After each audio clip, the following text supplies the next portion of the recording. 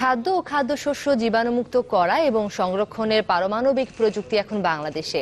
সাভারে পরমাণু শক্তি কমিশনের institute of radiation and polymer টেকনোলজিতে দিনরাত চলে খাদ্যপণ্য জীবাণুমুক্ত করার এই কাজ।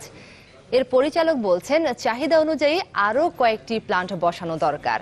বিজ্ঞানমন্ত্রী মনে করেন, এক্ষেত্রে এগিয়ে আসতে হবে বেসরকারি খাতকে। আরিফুল সাজ্জাদের প্রতিবেদন, ছবি তুলেছেন তরিকুর রহমান ইমরান। খাদ্য কিংবা খাদ্যশস্যে ক্ষতিকর ব্যাকটেরিয়া এ সময়ের আলোচিত বিষয়।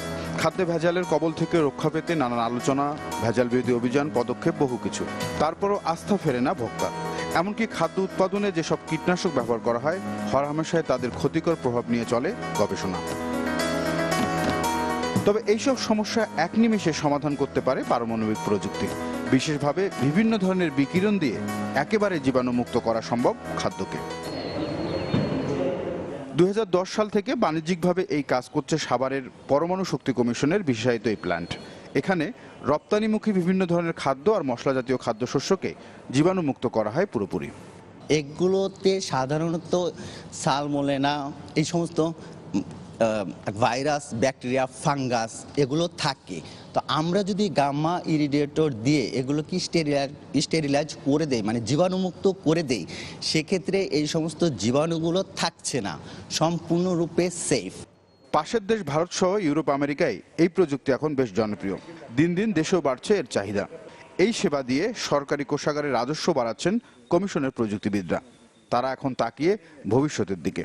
বিশেষ করে গামা ইরিডিয়েটর যেটা বলে, কমার্শিয়াল ইরিডিয়েটর, ওখানে আপনারা দেখছেন তো অনেক মালামাল 3 শিফটে কাজ হচ্ছে এবং ওরা দিতে পারছে। এখন গামা ইরিডিয়েটর আরও তৈরি হলে হয়তো আরও সার্ভিস বেশি দেওয়া যাবে, এটা তো নিঃসন্দেহে।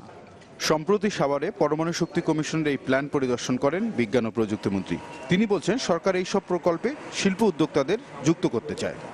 প্রোডাক্টের কোয়ালিটি, তার আপনার কোনো ধরনের ধরেন আপনারা দেখছেন তো কতগুলো কোথায় যাতে জার্ম না থাকে ইত্যাদি ইত্যাদি, তো অটোমেটিক্যালি তারা আসবে, বাধ্য হয়ে হলেও আসবে। কিন্তু আমরা চেষ্টা করছি তাদের সাথে কথা বলে যদি যত আর্লি করা যায় ততই মঙ্গল। আর পরমাণু শক্তি কমিশন বলছে, একই ধরনের আরও 2টি প্ল্যান্ট নির্মাণে সরকারের কাছে প্রস্তাব দিয়েছে তারা। আরিফুল সাজ্জাদ, চ্যানেল 24, সাভার, ঢাকা।